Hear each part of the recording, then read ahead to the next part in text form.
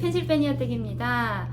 네, 오늘은요, 주변에서 많이 궁금해 하시던, 그리고 저도 사실 처음에 굉장히 궁금했던 데이케어에 관한 이야기를 한번 해볼 건데요. 혹시 정보가 필요하셨던 분이 계셨으면 아주 유용하게 잘 들어주셨으면 좋겠어요. 먼저, 저희 아이들이 어떻게 지내고 있느냐. 지금 데이케어를 다닌 지 5주 정도가 되었는데요. 생각보다 큰아이는 저희 아이는 19년생이고요. 둘째는 21년생인데, 19년생 아이는 여기서 이제 만 3세예요. 3세 반에 들어가서 우선 한국에서도 한국말을 너무너무 잘하고 왔던 아이라서 잘 지낼 줄 알았는데, 생각보다 그 한국말을 잘한다는 것이 조금은 힘겹게 만드는 그런 요인이 되고 있는 것 같고요. 둘째, 지금 18개월 둘째 아이는 너무나 생각보다 굉장히 잘 지내고 있습니다.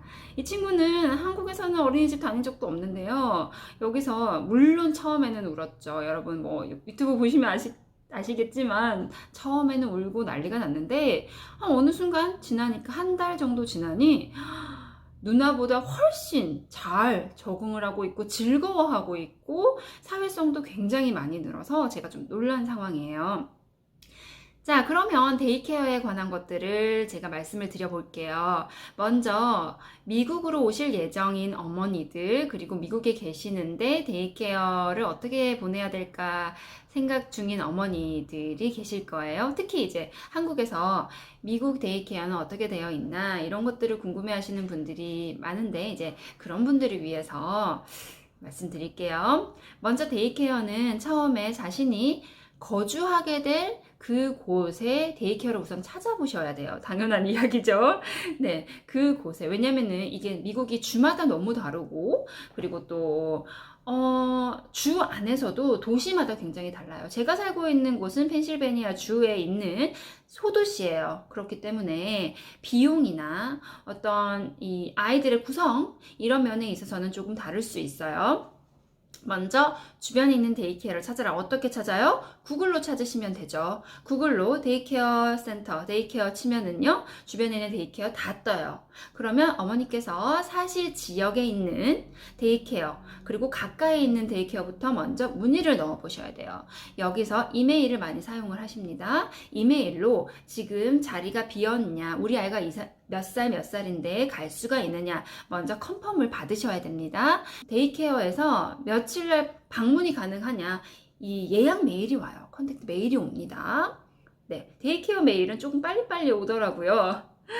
메일이 와서 약속을 잡습니다. 투어 약속을 잡아야만 갈 수가 있어요. 그냥 가시면 안 돼요. 투어 약속을 잡으시고 투어를 하십니다. 두세 군데 혹은 뭐 마음대로 원하시는 만큼 투어를 해보시면 이 데이케어마다의 특성이 보이실 거예요. 어떤 건물, 어떤 환경이고 선생님의 구성은 어떻고 그리고 아이들의 인종 구성은 어떻다 이런 것들을 아실 수 있을 거예요. 그리고 데이케어에서는 도시락을 잘 싸지 않고 급식, 우리나라 급식 개념으로 점심을 주는데요. 이 점심 메뉴도 살펴보시기를 추천드립니다. 자, 우선 방문을 하게 되면요. 자, 제가 가장 먼저 신경 쓴 것은 선생님이 몇 명의 아이를 데리고 있냐. 이거 사실 한국 사람들이 관심이 많다고 하더라고요. 이 나라 사람들이 별로 그렇게 관심이 없는 것 같던데 한국 사람들이 항상 몇 명의 수업을 듣느냐, 선생님이 몇 명이냐 이런 것들이 있는데 생각보다 많은 아이들을 한 선생님이 보십니다. 저희 아이들 교실은 한 10명 정도의 아이들이 있는데 선생님 두 분이세요. 한국 어린이집은 한 분이 3명을 아이를 보죠. 이제 영유 아기들 같은 경우는. 그런데 여기는 그렇다는 거, 좀 10명 이상의 아이를 그냥 두 선생님이 보신다. 그리고 정말 데이케어, 케어의 느낌이 강합니다. 교육적인 어떤 것보다는 케어, 아이들 돌보고 먹이고 그 다음에 같이 그냥 놀게, 계속 장난감을 가지고 노는 형식의 데이케어를 한다라는 것. 그리고 인종 구성을 살펴보실 필요가 있는데요. 제가 사는 이곳은 백인의 비율이 굉장히 높은 곳이에요. 한국인 같은 경우는 저희 아이들밖에 없었어요. 그래서 영어를 할 수 없는 아이도 저희 아이밖에 없어요. 근데 이런 게 처음에는 괜찮네, 금방 적응하겠네 싶었는데 저희 딸처럼 이제 힘든 경우가 생기니까 처음에는 한국인이 한두 명 있는 것도 나쁘지 않을 것 같아요. 그러니까 바이링구얼 아이들, 한국어도 잘하고 영어도 할 수 있는 아이가 있으면 도움을 좀 받기가 좋다고 하더라고요. 그리고 아이들도 적응이 처음에 편하니까 제가 그 생각을 못했어요.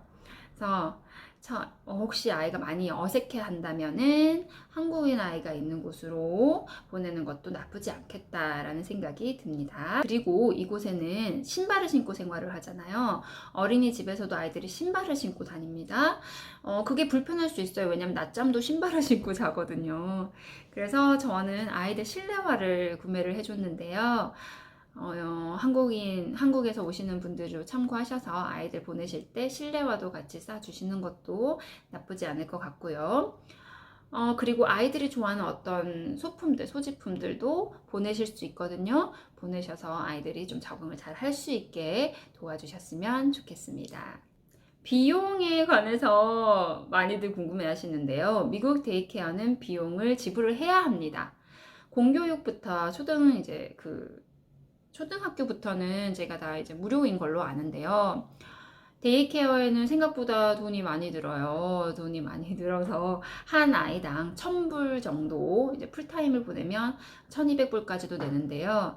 그러니까 대충 한 1,000불 정도 이상을 생각을 하셔야 된다라는 거. 1,000불이면 이제 환율 때문에 거의 한 150만 원 정도 생각이 드네요. 거기에 플러스 다양한 그 엑스트라 커리큘럼이 있어요. 우리 한국에서도 특별활동비 내잖아요. 그것처럼 이곳에도 특별활동비를 내는데 이제 선택할 수가 있습니다. 무조건 해야 된다 이게 아니라 선택을 해야 하는데, 예를 들어 사커, 축구라든가 아니면 짐내스틱, 이제 기계체조 같은 것을 특별활동으로 하더라고요. 그래서 그것에 대한 비용도 충분히 생각을 하셔서, 네. 혹시 보조금 먼저 알아보시고, 보조금이 힘드신 분들은 이런 데이케어 비용을 충분히 고려를 하셔서 그 예산을 짜셔야 될 것 같습니다. 생각보다 그 대기가 많은 경우도 있으니까요. 미리미리 컨택을 하시는 것도, 이게 건너오실 계획이 있다면 컨택을 하시는 것도 나쁘지 않을 것 같습니다. 저는 그게 늦어서 2달을 아이들 둘 데리고 있었어요. 굉장히 힘들었는데 보내니까 좋네요. 네, 기쁩니다. 그러니까 먼저 알아보시고 한국에서부터 준비를 하시고 오셨으면 좋겠습니다.